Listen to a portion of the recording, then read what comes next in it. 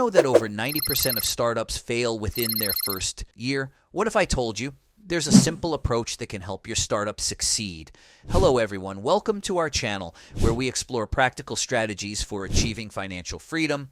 Today let's talk about the challenges of starting your own business. Picture this. You have a great idea for an app that helps people find local restaurants, but you're not sure where to start. You might wonder, how do I even begin? Let me introduce you to Alex, an aspiring entrepreneur who faced this exact situation. Like many of you, Alex had a dream, but he also felt uncertain. What if no one wanted his app? What if he wasted his time and money?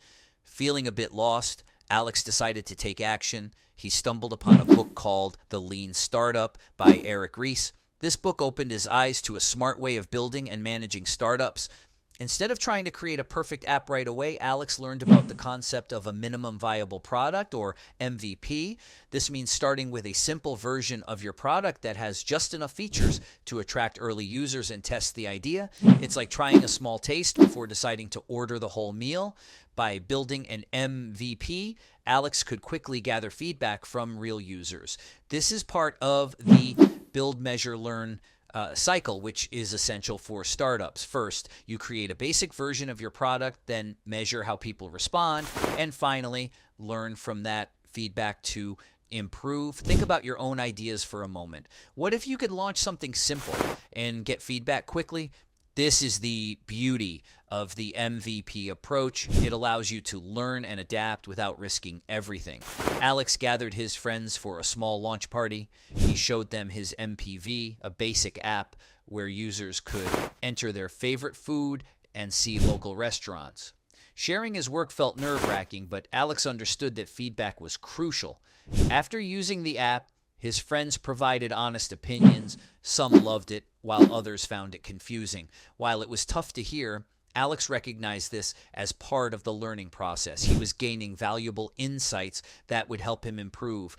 This is what we call validated learning, discovering important truths about your business. To collect even more feedback, Alex created a quick survey. This part of the process is known as customer development, where you learn from customers through interviews and surveys.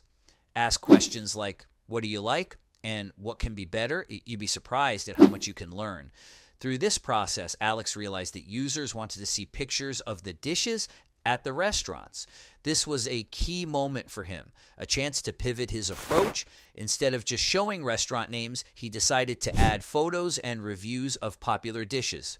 In entrepreneurship, you need to be willing to change based on what your customers are telling you. If something isn't working, don't hesitate to try a new direction. It's all part of the journey.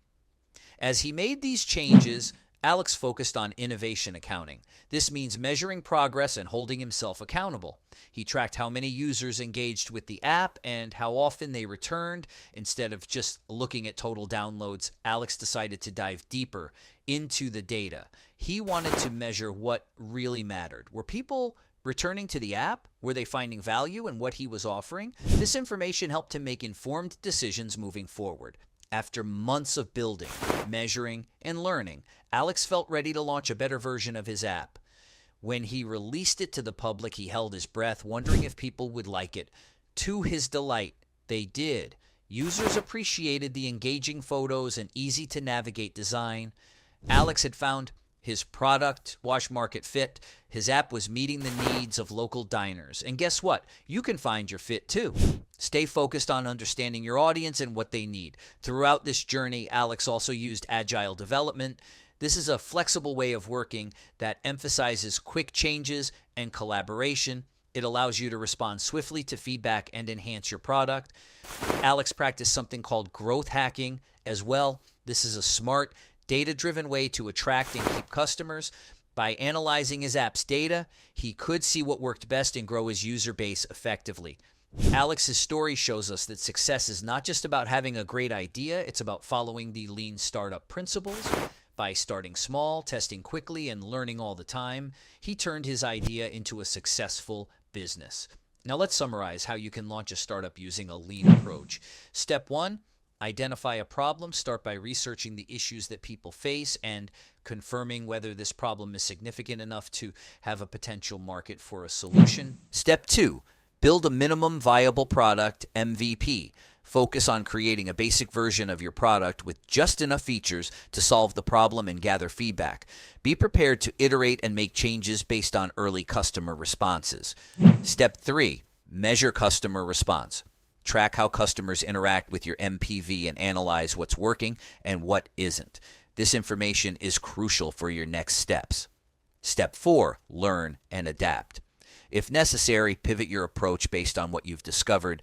If your MVP is successful, persevere and continue to make improvements. Step 5, repeat for continuous improvement. The lean startup approach is ongoing, so keep building, measuring, and learning to ensure your startup's long-term success.